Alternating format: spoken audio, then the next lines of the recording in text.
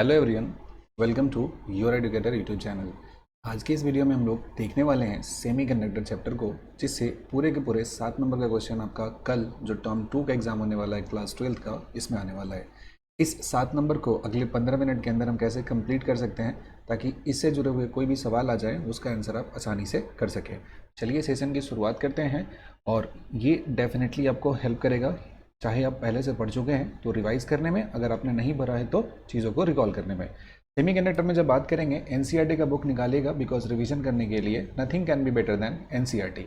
NCERT में जो पहला यहाँ पे पूरा का पूरा एनर्जी बैंड की कहानी है, आप इसे नहीं पढ़ेंगे, इसे छोड़ देंगे, बिकॉज इसमें टाइम आपका बहुत ज़्यादा लगेगा और इसका जो आउटपुट होगा वो बिल्कुल ही ना के बराबर है। नेक्स्ट जो पॉइंट होता है सेमीकंडक्टर, इसमें सेमीकंडक्टर का बेसिक आइडिया दिया है, इस बात को एक बार थोड़ा गो थ्रू हो लेना है। एक रफ आइडिया देगा, एग्जैक्टली यहाँ से नहीं पूछा जाएगा सवाल कि हाँ क्या होता है, बेसिक मालूम होना चाहिए कि सेमीकंडक्टर है तो उसकी कंडक्टिविटी मेटल और इंसुलेटर के बीच में होगी, और मेटल सबसे ज़्यादा होता है, इंसुलेटर सबसे कम होता है। बस इतना ही बात यहाँ से हमें जानने के लिए बात है। सेमीकंडक्टर हम लोग को पढ़ना है तो दो तरह का पढ़ना है, एक सिलिकॉन जर्मेनियम एलिमेंट के बारे में पढ़ना है और दूसरा compound inorganic CDS gallium arsenide CDAC INP हो गया। ऑर्गेनिक बात करेंगे और कुछ ऑर्गेनिक पॉलीमर्स होते हैं, इसका डिस्कशन करना है, लेकिन बेसिकली हमारा जो फोकस होगा वो सिलिकॉन और जर्मेनियम पे होगा, तो इसके बारे में हम लोग चर्चा करेंगे। अगला जो पॉइंट है ये है एनर्जी बैंड थ्योरी है। एनर्जी बैंड थ्योरी में हमको पूरा का पूरा कहानी ऐसा नहीं इसमें याद रखना है। एनर्जी बैंड थ्योरी में हमें बात करनी है 2-3 बातें जो मेरे लिए इम्पॉर्टेंट होता है कि कहीं भी जब हम बात करते हैं इसका क्लासिफिकेशन का बात करते हैं तो जो भी मेटल होता है या सेमीकंडक्टर होता है, यहाँ पे 2 तरह का एनर्जी बैंड होता है। एक बैंड को कहते हैं हम लोग कंडक्शन बैंड कहते हैं, और वहीं पे दूसरे वाले बैंड को कहते हैं हम लोग वैलेंस बैंड कहते हैं। वैलेंस बैंड कंडक्शन बैंड जो होता है ये होता है इम्प्टी होता है, कहाँ पे? 0 केल्विन टेम्परेचर पे। 0 केल्विन टेम्परेचर पे कंडक्शन बैंड इम्प्टी होता है, और वैलेंस बैंड क्या होता है? ये वैलेंस बैंड आपका फुल्ली फिल्ड होता है, पूरा का पूरा भरा होता है। अब इन दोनों के बीच में एक एनर्जी गैप होता है जिसको हम लोग ईजी कहते हैं, और ये जो एनर्जी गैप होता है इसका नाम होता है forbidden energy gap. This is forbidden energy gap. Clear है? ये बात आप समझ गए हैं। अब इसी से जुड़ा हुआ कुछ छोटे छोटे डेफिनेशन आपसे पूछे जाते हैं। जैसे सेमीकंडक्टर होता है, इसमें ईजी का वैल्यू यानी कि फॉरबिडन एनर्जी गैप का जो वैल्यू होता है ये कितना होता है और किसके बीच में होता है। पूरा का पूरा कहानी पढ़ना नहीं है, इसमें इतना ही बात याद रखेंगे, एनर्जी गैप क्या होता है, कंडक्शन बैंड क्या होता है और वैलेंस बैंड क्या होता है। तो कंडक्शन बैंड वो होता है जो 0 केल्विन पे आपका पूरा का पूरा खाली होता है, वैलेंस बैंड वो होता है जो 0 केल्विन पे पूरा का पूरा फील्ड होता है। ये जो हिस्सा है ग्रीन वाला पूरा नहीं पढ़ना है क्योंकि हमारे पास एक ही दिन का टाइम है। तो ये जो एनर्जी गैप होता है ये हमारे लिए इंपॉर्टेंट सा होता है, तो यही हमें देखना है। इसमें 3 जो डायग्राम आपके सामने में दिख रहा है इसे ध्यान में रखना है। इसमें होता है एक कंडक्शन बैंड, एक वैलेंस बैंड होता है। अगर ये जो एनर्जी गैप दिया है इसका जो वैल्यू है वो 0.3 केल्विन से कैसा हो जाए, ग्रेटर हो जाए, तो इसे हम इंसुलेटर कहते हैं। अगर ये ओवरलैप करना शुरू हो जाए तो उसे मेटल कहते हैं। और ये एनर्जी गैप का value less than 3 electron volt हो जाए तो इसे हम लोग सेमीकंडक्टर कहते हैं। तो जो एनर्जी बैंड होता है इसको 3 कैटेगरी में हम लोग देखा करते हैं, और इसी से 3 तरह का हमको क्लासिफिकेशन करना पड़ता है। एक हमारा conductor, semiconductor and insulator. Insulator में greater than 3 electron volt, semiconductor में less than 3 electron volt, and metal में इधर ओवरलैप कर जाएगा या फिर बहुत ही छोटा सा एनर्जी गैप यहाँ पे आपको देखने को मिलेगा। इसके बाद आगे बढ़ते हैं। इसी बात को यहाँ पे पूरा विस्तारपूर्वक लिखा हुआ है, एकदम डिटेल में लिखा हुआ है, तो अगर आपका टाइम परमिट करे तो पढ़िए, अदरवाइज इस पूरे पोर्शन का जो क्रक्स है हमने आपको बता दिया।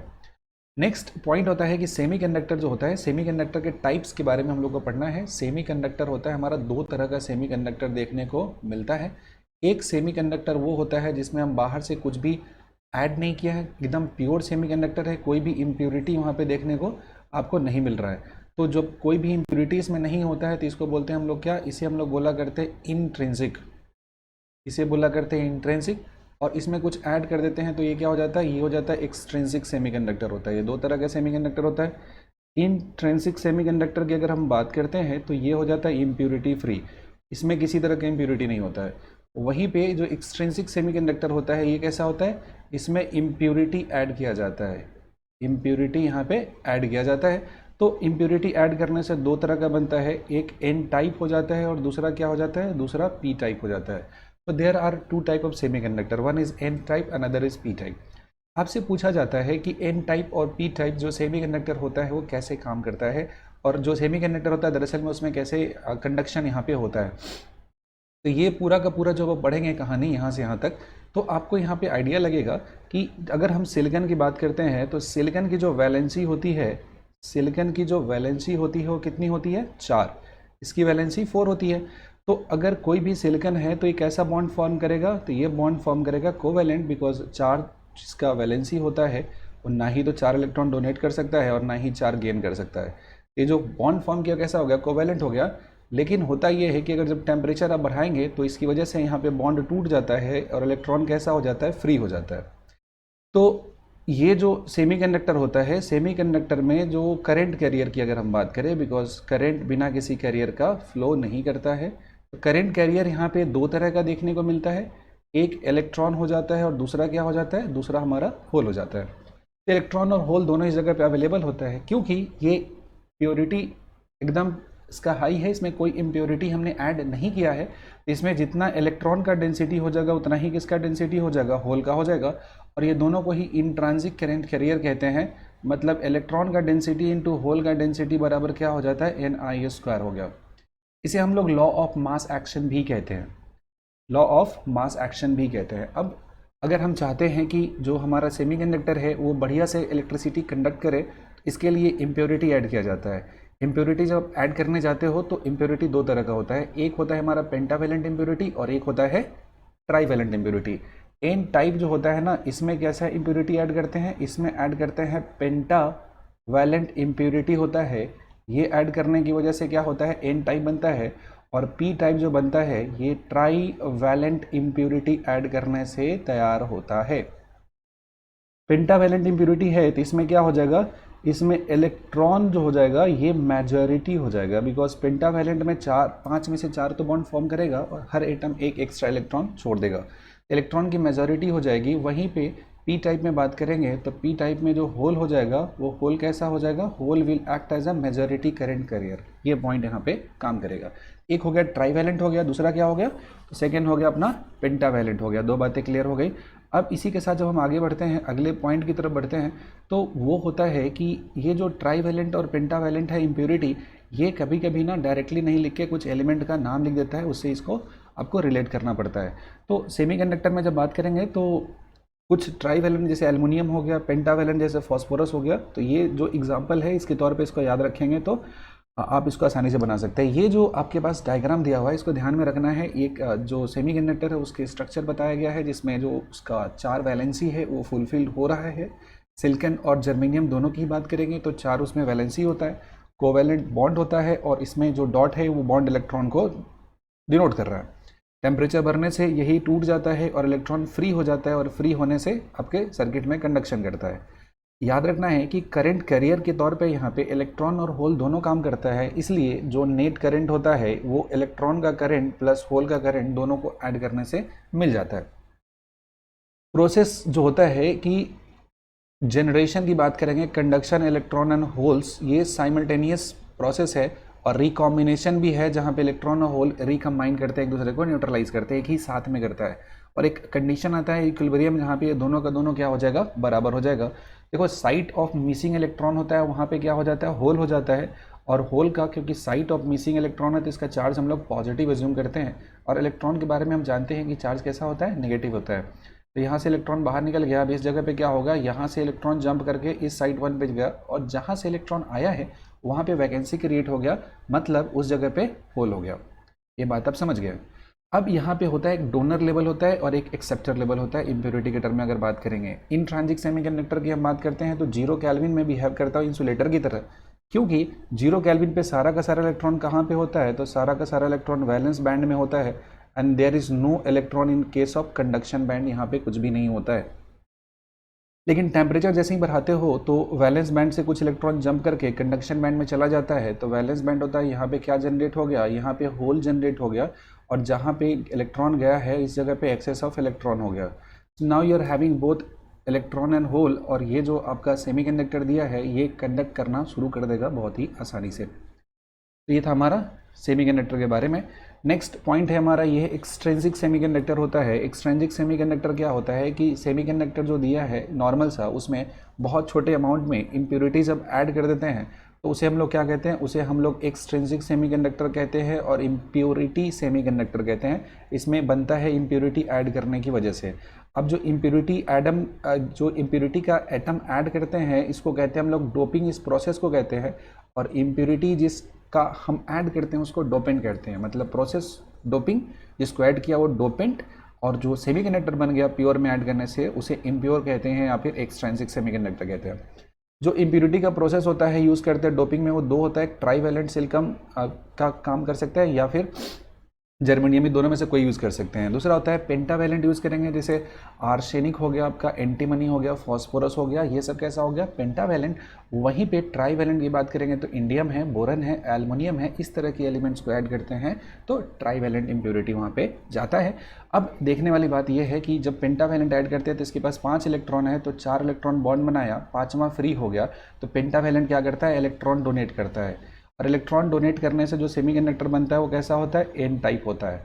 मतलब प्योर हो गया प्लस में पेंटावैलेंट हो जाएगा, बराबर कैसा हो जाएगा, एन टाइप सेमीकंडक्टर हो जाएगा। प्योर में पेंटावैलेंट ऐड करने से एन टाइप सेमीकंडक्टर बन जाता है। समझ में आ रही बात? तो ये हमारा पॉइंट हो जाता है। तो इम्प्योरिटी जब ऐड करेंगे ना, तो इस इम्प्योरिटी को, क्योंकि ये इम्प्योरिटी इलेक्ट्रॉन देता है इसलिए इसको हम लोग क्या कहते हैं, इसे हम लोग डोनर इम्प्योरिटी के नाम से जानते हैं। अब यही बात बढ़ी है कि नॉर्मल था पहले, प्योर था, उसमें इम्प्योरिटी ऐड किया, पेंटावैलेंट, इलेक्ट्रॉन इनका डेंसिटी इंक्रीज कर गया तो हो गया एन टाइप। तो मेजॉरिटी क्या हो जाएगा इसमें इलेक्ट्रॉन कैसा हो जाएगा, इसमें इलेक्ट्रॉन हो जाएगा मेजॉरिटी। और होल की बात करेंगे तो होल कैसा हो जाएगा, माइनॉरिटी हो जाएगा। और मोस्ट इंपॉर्टेंट पॉइंट, ये जो पूरा का पूरा सेमीकंडक्टर है as a whole electrically neutral रहेगा। कैसा रहेगा, इलेक्ट्रिकली न्यूट्रल रहेगा। तो इलेक्ट्रॉन का डेंसिटी बहुत ज़्यादा होल के कंपैरिजन में होता है। वहीं पे नेक्स्ट पॉइंट है पी टाइप सेमीकंडक्टर। तो पी टाइप सेमीकंडक्टर के लिए हमें ट्राईवैलेंट इम्प्योरिटी इसमें ऐड करना पड़ता है। इसमें जो डोपिंग करते हैं वो ट्राईवैलेंट इम्प्योरिटी से करते हैं, लाइक एल्युमिनियम, बोरॉन, इंडियम। तो इसमें जो डोपेंट होता है एक इलेक्ट्रॉन कम होता है सिलिकॉन और जर्मेनियम से, और इस वजह से कोवैलेंट बॉन्ड फॉर्म करता है और नेवर से एक इलेक्ट्रॉन लेता है, और इसकी वजह से वहाँ पर एक होल का क्रिएशन हो जाता है। क्योंकि ये इलेक्ट्रॉन को लेता है इसलिए इसको हम लोग एक्सेप्टर एटम कहते हैं, एक्सेप्टर इम्प्योरिटी कहते हैं। और इसमें जब हम बात करते हैं तो एक एटम जो होगा वो सब एक होल को जनरेट करेगा, तो इसको हम लोग पी टाइप सेमीकंडक्टर कहते हैं। और पी टाइप में जो होल होता है इसका मेजॉरिटी करंट कैरियर कहते हैं, बिकॉज इसका नंबर यहाँ पे क्या होता है, ज़्यादा होता है। तो पी टाइप कैसे बनता है, ट्राईवैलेंट ऐड करेंगे प्योर वाले में, हर एटम की वजह से एक होल जनरेट करेगा और as a whole system electrically neutral हो जाएगा और होल का डेंसिटी क्या होगा, यहाँ पे ज़्यादा होगा। तो उम्मीद करते हैं पी टाइप और एन टाइप जो पॉइंट है आप समझ चुके होंगे। और पी टाइप में जो इम्प्योरिटी होता है क्योंकि इलेक्ट्रॉन एक लेता है इसलिए उसको एक्सेप्टर कहते हैं, और एन टाइप में जो इम्प्योरिटी होता है इलेक्ट्रॉन देता है इसलिए उसको हम डोनर बोला करते हैं। ये जो लॉ होता है N E into N H equals to N I square, ये थर्मल इक्विलिब्रियम जब अगर हो जाता है तो उस केस में इलेक्ट्रॉन और होल कंसंट्रेशन जो होता है सेमीकंडक्टर में उसको इस तरीके से हम लोग दे देते हैं। एक इंपॉर्टेंट सी पॉइंट होती है कि अगर हम बात करते हैं एन टाइप का, किसकी बात करते हैं, एन टाइप। तो एन टाइप में डोनर होता है, और डोनर की बात करेंगे तो ये जो कंडक्शन बैंड हुआ उसके जस्ट बिलो लाई करता है। वहीं पे जब एक्सेप्टर की बात करते हैं तो एक्सेप्टर में जो वैलेंस बैंड होता है उसके जस्ट अबव लाई करता है। जस्ट अबव जो एक्सेप्टर लेवल होता है वो कहाँ होता है, just above the valence band होता है। वहीं पे जब एन टाइप की बात करते हैं तो एन टाइप में कंडक्शन बैंड के जस्ट नीचे होता है, कंडक्शन बैंड के जस्ट नीचे होता है। और ये कौन सा लेवल है, तो ये लेवल जो होता है इसको डोनर कहते हैं, और ये जो होता है इसे क्या कहते हैं, इसे हम लोग एक्सेप्टर लेवल कहते हैं। This is the acceptor level. तो ये पी टाइप और एन टाइप का जो पॉइंट है आपको क्लियर हो गया होगा। आगे बढ़ते हैं, अगला पॉइंट है पीएन जंक्शन होता है। तो पीएन जंक्शन में क्या होता है कि एक पी टाइप को एन टाइप के ऊपर में लाकर चिपका देते हैं तो क्या बन जाता है, पीएन जंक्शन बन जाता है। तो इसमें क्या होता है, दो इंपॉर्टेंट प्रोसेस होता है, इसमें डिफ्यूजन होता है और ड्रिफ्ट होना शुरू हो जाता है। एन टाइप और पी टाइप में दोनों में कंसंट्रेशन का डिफरेंस होता है। तो पी साइड से एन साइड की तरफ होल चलता है और एन साइड से इलेक्ट्रॉन जाता है पी साइड की तरफ, N type semiconductor. Then the concentration of electron की अगर बात करेंगे तो मोर होता है कंसंट्रेशन ऑफ होल के कंपैरिजन में एन टाइप की बात करते हैं, और पी टाइप में बात करते हैं तो कंसंट्रेशन ऑफ होल जो होता है मोर होता है इलेक्ट्रॉन के कंपैरिजन में। जब पी एन जंक्शन का फॉर्मेशन होता है तो कंसंट्रेशन का डिफरेंस होने की वजह से पी और एन साइड में जो होल डिफ्यूज करता है पी से एन की तरफ और इलेक्ट्रॉन डिफ्यूज करता है एन से पी की तरफ, और इस मोशन की वजह से यहाँ पे एक डिफ्यूजन करंट जंक्शन के क्रॉस मिल जाता है। लेकिन जब ये डिफ्यूजन होता है एन से पी की तरफ तो यहाँ पे कुछ आयोनाइज्ड डोनर जो होता है एन की तरफ बच जाता है, और ये जो आयोनाइज डोनर होता है ये इमोबाइल होते हैं, चल नहीं पाते हैं, और इसकी वजह से क्या होता है कि इलेक्ट्रॉन जैसे जैसे डिफ्यूज़ करता है एन से पी की तरफ, एक layer of positive and negative charge का डेवलपमेंट यहाँ पे हो जाता है। समझ में आ रही बात? ये ऐसा डेवलपमेंट इस जगह पे आपको देखने को मिलता है। आगे डायग्राम बना के भी ये बात दिखाया गया है। ये पी टाइप और एन टाइप हो गया, यहाँ पे क्या हो गया, एक चार्ज का डेवलपमेंट हो गया। इस चार्ज के डेवलपमेंट की वजह से यहाँ पे छोटा सा एक रीजन जनरेट करता है, the space charge region on either side of junction together is known as the depletion region. इसको क्या कहते हैं? डिप्लेशन रीजन कहते हैं। और जो ये होता है जब स्टार्टिंग में चार्ज का डिफ्यूजन हुआ उसकी वजह से हुआ। ये जो थिकनेस होता है डिप्लेशन रीजन का, ये होता है बहुत कम होता है, 1/10 ऑफ माइक्रोमीटर होता है, और पॉजिटिव चार्ज इसके बीच में है और नेगेटिव चार्ज दूसरे साइड में है, तो यहाँ पे एक स्ट्रॉन्ग इलेक्ट्रिक फील्ड हो जाता है। और ये जो इलेक्ट्रिक फील्ड होता है मोशन ऑफ चार्ज को स्टॉप करता है, तो मोशन ऑफ चार्ज कैरियर जो होता है इलेक्ट्रिक फील्ड की वजह से होता है, मतलब ड्रिफ्ट होना शुरू हो जाता है, अब डिफ्यूजन होना बंद हो जाता है। और जो यहाँ पे करंट होता है उसकी वजह से उसे कहते हैं हम लोग ड्रिफ्ट करंट कहते हैं, और इसका जो डायरेक्शन होता है अपोजिट होता है जो डिफ्यूजन करंट पहले फ्लो कर रहा था।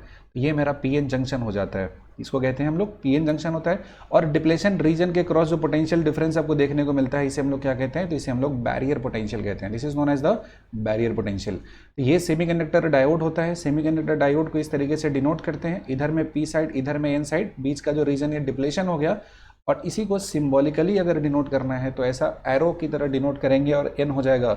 एरो जो होता है ना ये डायरेक्शन ऑफ करंट को डिनोट करता है। The direction of arrow indicates the conventional direction of current. ये बहुत इंपॉर्टेंट सा पॉइंट होता है कि पीएन जंक्शन में एरो किसको डिनोट करता है? तो डायरेक्शन ऑफ कन्वेंशनल करंट को ये डिनोट करता है। अब जो जंक्शन डायोड होता है इसका बायसिंग के बारे में बात करना है तो बायसिंग होता है कौन सा? दो तरह का बायसिंग होता है, फॉरवर्ड बायसिंग होता है और एक रिवर्स बायसिंग होता है। बायसिंग का मतलब होता है पोटेंशियल डिफरेंस का एप्लीकेशन होता है।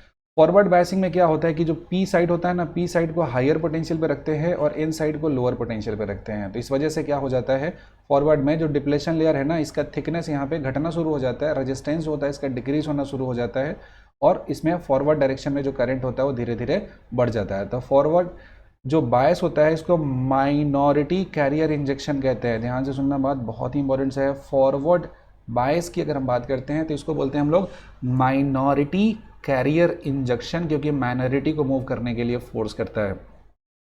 तो पीएन जंक्शन फॉरवर्ड बायस में हो जाता है। PN junction diode under forward bias में क्या हो जाएगा? बैरियर पोटेंशियल बात करेंगे विदाउट बैटरी। अगर हम बैरियर पोटेंशियल होगा क्या हो जाएगा? घटना शुरू हो जाता है, बैरियर पोटेंशियल यहाँ पे डिक्रीज होना शुरू हो जाता है। देखो विदाउट बैटरी कौन सा है? 1 है, और बैटरी के साथ यूज़ करेंगे लो बैटरी तो 2 हो जाएगा, और हाई वोल्टेज बैटरी तो 3 हो जाएगा। मतलब डिप्लेशन लेयर का जो थिकनेस होता है, वोल्टेज होता है, वो डिक्रीज करना शुरू हो जाता है। क्लियर है? इसके बाद पीएन जंक्शन रिवर्स बायस के केस में बात करेंगे। तो रिवर्स बायस में जब हम बात करते हैं तो इसमें क्या करते हैं? एक्सटर्नल वोल्टेज अप्लाई करते हैं डायोड में इस तरीके से कि एन साइड पॉजिटिव हो और पी साइड नेगेटिव हो, मतलब उल्टा कर देंगे पीछे वाले केस का। तो इस सिचुएशन को रिवर्स बायस कहते हैं। रिवर्स बायस के केस में बात करेंगे तो डिप्लेशन लेयर का जो थिकनेस होता है वो क्या हो जाता है? इंक्रीज हो जाता है, और वहीं पे जो हमारा डिप्लेशन लेयर का थिकनेस इंक्रीज होने से जो पोटेंशियल ड्रॉप होता है वो भी बढ़ जाता है। तो डायोड रिवर्स बायस में होता है, इसमें बैरियर पोटेंशियल जो होता है अंडर द रिवर्स बायस वो क्या कर जाता है? इंक्रीज कर जाता है। रिवर्स बायस का जो बैरियर होता है वो कैसा होता है? इंक्रीज होता है, वो आपको दिखता है। अब यहाँ पे इसका अगर हम ग्राफ के बारे में बात करें तो फॉरवर्ड बायस्ड है, तो फॉरवर्ड बायस में क्या हो जाता है? इसका थिकनेस डिक्रीज करता है, बैरियर पोटेंशियल डिक्रीज करता है, और डिक्रीज करते करते एक टाइम आता है कि बैरियर पोटेंशियल यहाँ पे खत्म हो जाता है और करंट अचानक से इंक्रीज हो जाता है। तो ये एक वोल्टेज पे आपको देखने को मिलता है जिस वोल्टेज को हम लोग नी वोल्टेज बोला करते हैं, और यहाँ पे अचानक से करंट बढ़ जाता है। तो ये कंडीशन किस में है? तो ये कंडीशन होता है आपका फॉरवर्ड बायस में जब हम बात करते हैं तब होता है। वहीं पे रिवर्स बायस की अगर हम बात करते हैं तो रिवर्स बायस में अगर हम बात करते हैं तो यहाँ पे रिवर्स डायरेक्शन का जो करंट होता है ये अचानक से इंक्रीज होता है। एक पोटेंशियल जहाँ पे ये होता है जिसको हम लोग क्या कहते हैं? जेनर पोटेंशियल कहते हैं, या इसको कह सकते हैं हम लोग एवलांचे कह सकते हैं। तो यहाँ पे अचानक से करंट रिवर्स डायरेक्शन में इंक्रीज कर जाता है, और ये जो डायोड होता है वो ऑलमोस्ट ब्रेक हो जाता है, ख़त्म हो जाता है, उसका एग्जिस्टेंस वहाँ से नहीं रहता है क्योंकि ये खत्म हो चुका है।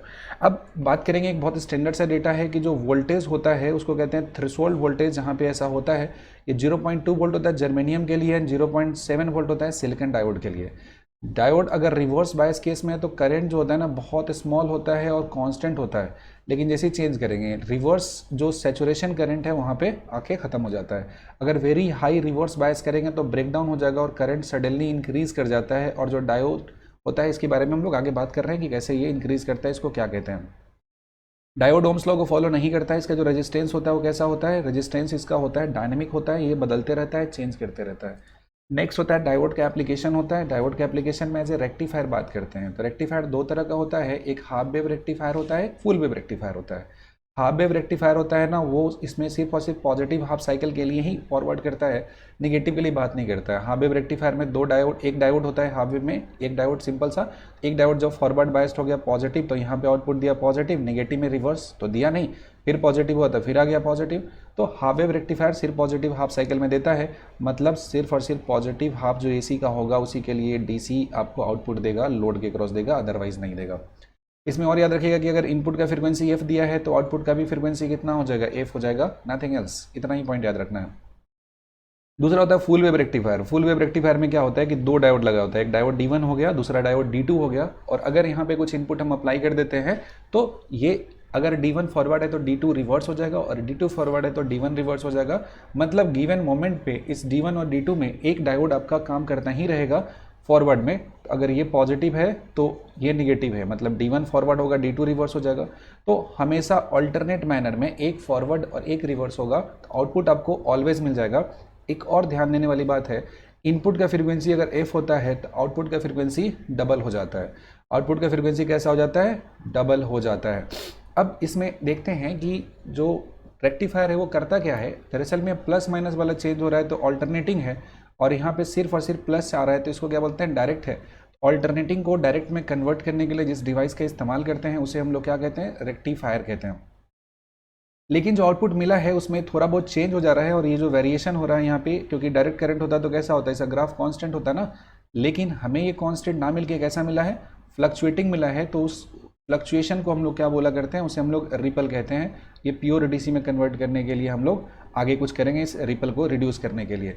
याद रखने का कि जो कैपेसिटर होता है ना फिल्टरिंग में यूज़ करते हैं, और वो इस रिपल फैक्टर को क्या करता है, रिड्यूस कर देता है। कोई दिक्कत नहीं है, ग्रेट। तो ये हमारा एक हो गया अल्टरनेटिंग, ये हो गया रेक्टिफायर, और यहाँ कैपेसिटर यूज़ करते हैं और यहाँ पे लोड रेजिस्टेंस हो जाता है। इसमें होता है कि एसी इनपुट देते हैं और आउटपुट जो आया डॉटेड लाइन होता, सिर्फ और सिर्फ रेक्टिफायर से आउटपुट मिलता, लेकिन कैपेसिटर यूज़ करने से ऑलमोस्ट कांस्टेंट आउटपुट हमको मिल गया। तो अगर पूछा जाए what we use for the rectification process, तो इसके लिए हम लोग क्या आंसर देंगे, कैपेसिटर का इस्तेमाल करते हैं। Special junction PN junction diode की बात करेंगे, 3-4 पढ़ना है हमें। पहला जीनर, जीनर के बारे में याद रखोगे कैसा होता है, ये रिवर्स बायस में काम करता है। इसमें क्या हो जाता है, हाई डोपिंग लेवल होता है। 2 पॉइंट याद रखिएगा, रिवर्स बायस में होता है हाई डोपिंग लेवल होता है, ये आपका रिप्रेजेंटेशन हो गया। और ये ब्रेकडाउन रीजन में काम करता है। कहाँ काम करता है, ये रिवर्स बायस में होता है और ये ब्रेकडाउन रीजन में काम करता है। ब्रेकडाउन वाले में काम करेगा, बिना ब्रेकडाउन से पहले ये काम नहीं करेगा। और जीनर के क्रॉस जो वोल्टेज होता है वो कांस्टेंट हो जाता है, वो चेंज नहीं करता है। तो ये हमारा फंक्शनैलिटी हो गया जीनर डायोड का। नेक्स्ट होता है जीनर डायोड कैसे वोल्टेज रेगुलेटर इस्तेमाल करेंगे। तो यहाँ से हम लोग जो भी इनपुट देते हैं तो ये कॉन्सेप्ट इसका ये होता है कि जो जीनर डायोड है इसके क्रॉस जो वोल्टेज ड्रॉप होता है तो कांस्टेंट है। तो अगर ये कांस्टेंट तो उसके साथ लोड रेजिस्टेंस है, ये भी कैसा हो जाएगा, कांस्टेंट ही वोल्टेज होगा। इनपुट में जो भी वेरिएशन होता है ना वो सारा का सारा वेरिएशन इसी आर के क्रॉस हो जाता है, और आर एल के क्रॉस किसी तरह का वेरिएशन आपको देखने को नहीं मिलता है। इस वजह से जो आउटपुट होता है वो कैसा होता है, ऑलमोस्ट कांस्टेंट आपको देखने को मिल जाता है। तो जीनर डायोड का यूज़ हम वोल्टेज रेगुलेशन में करते हैं। फंक्शन इसमें ये होता है कि जो जीनर है इसके क्रॉस वोल्टेज हमेशा कांस्टेंट, तो लोड के क्रॉस कांस्टेंट, जो वेरिएशन हुआ आर एस के क्रॉस हो गया। तो ये पूरे सिस्टम को कहते हैं हम लोग जीनर डायोड कहते हैं। इस पर क्वेश्चन पूछने के आसार है। नेक्स्ट जो पॉइंट है ये हमारा ऑप्टो इलेक्ट्रॉनिक जंक्शन डिवाइस करना है, जो लाइट वाले पे काम करता है। यही 3 पढ़ना है, इससे ज़्यादा नहीं पढ़ना है। पहला फोटो डायोड बात करना है, दूसरा एलईडी बात करना है, तीसरा है फोटो वोल्टेइक सेल करना है। इस तीनों की जो मुख्य बातें हैं इसे समझना है कि सबसे पहला हमारा होता है फोटो डायोड की बात करेंगे। तो फोटो डायोड जो होता है स्पेशल फंक्शन पीएन जंक्शन होता है जिसमें ट्रांसपेरेंट विंडो होता है, और ये ऑपरेट जो करता है ना रिवर्स बायस में करता है। किसमें काम करता है, रिवर्स बायस में करता है। देखो ये एक स्पेशल पर्पस पीएन जंक्शन होता है, रिवर्स बायस में काम करता है। एंड जो करंट होता है उसको कंट्रोल करने के लिए क्या यूज़ करते हैं, इंटेंसिटी यूज़ करते हैं। रिवर्स करंट फ्लो कर रहा है, I4 सबसे ज़्यादा, फिर I3, फिर I2, फिर I1। इंटेंसिटी बढ़ाएंगे तो करंट इंक्रीज कर जाएगा। मतलब 3 बातें याद रखना है। Photo diode special purpose PN junction है जिसमें लाइट को कन्वर्ट करते हैं, इलेक्ट्रिक एनर्जी में इधर में चला गया और इलेक्ट्रॉन होल पेयर क्रिएट करते हैं। खैर ये बात कोट करने की जरूरत नहीं है। ये रिवर्स बायस रीजन में काम करता है और इसमें जो करंट होता है उसका कंट्रोल हम लोग इंटेंसिटी का वेरिएशन करने से कर लेते हैं। अगला बढ़ते हैं। एलईडी होता है, लाइट इमिटिंग डायोड होता है, वेरी वेरी इंपॉर्टेंट है, पक्का आपके एग्जाम में आएगा, अच्छे से इसको देख लीजिएगा। तो ये पीएन जंक्शन होता है, इसलिए फॉरवर्ड बायस में काम करता है और स्पॉन्टेनियस रेडिएशन का इमिशन करता है और ये ट्रांसपेरेंट ग्लास में इसको रखा रहता है, लाइट इमिट करता है, डिफरेंट डिफरेंट कलर का लाइट आपको देखने को मिल जाता है। तो ये क्या हो गया, ये हो जाता है फॉरवर्ड बायस में काम होता है। तो इसका क्या क्या प्रॉपर्टी है, लो ऑपरेशनल वोल्टेज है, लेस पावर है, फास्ट एक्शन होता है, बैंडविड्थ जो इमिटिंग लाइट का होता है 10 एंगस्ट्रम से लेकर 500 एंगस्ट्रम के बीच में होता है, मतलब ऑलमोस्ट मोनोक्रोमेटिक होता है। इसका लाइफ स्पैन बहुत ज़्यादा होता है और इसका जो ऑपरेटिंग टाइम बहुत कम होता है, मतलब फास्ट ऑन एंड ऑफ की जो हम बात करेंगे स्विचिंग का वो काम करता है। अब अपने सिलेबस के आखिरी पॉइंट पे पहुंच चुके हैं जिसका नाम होता है सोलर सेल। तो सोलर सेल की अगर बात करेंगे तो पीएन जंक्शन ही होता है स्पेशली, और इसमें किसी तरह का बायसिंग का हम लोग इस्तेमाल नहीं करते, कोई भी बायसिंग नहीं होता है। तो जैसा फोटो सेल होता है ऑलमोस्ट ही वैसा ही होता है, लेकिन इसमें किसी तरह का बायसिंग यूज़ नहीं किया गया है। तो सोलर सेल जो होता है ना, स्पेशली एक पीएन जंक्शन होता है जो जनरेट करता है ईएमएफ जब सोलर रेडिएशन उसके ऊपर में आता है।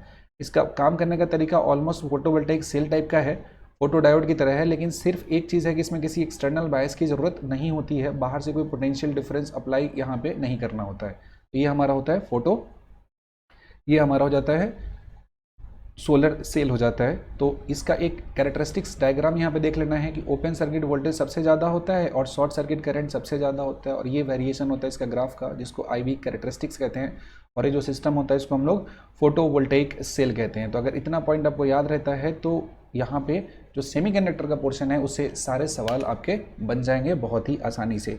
तो अभी के क्लास में इतना ही रखते हैं। उम्मीद करते हैं पूरा का पूरा सेशन आपको डेफिनेटली हेल्प करेगा अच्छे मार्क्स को स्कोर करने में। फिर मिलते हैं किसी दूसरे वीडियो में, तब तक के लिए धन्यवाद। पढ़ाई करते रहिए। Wish you all the very best.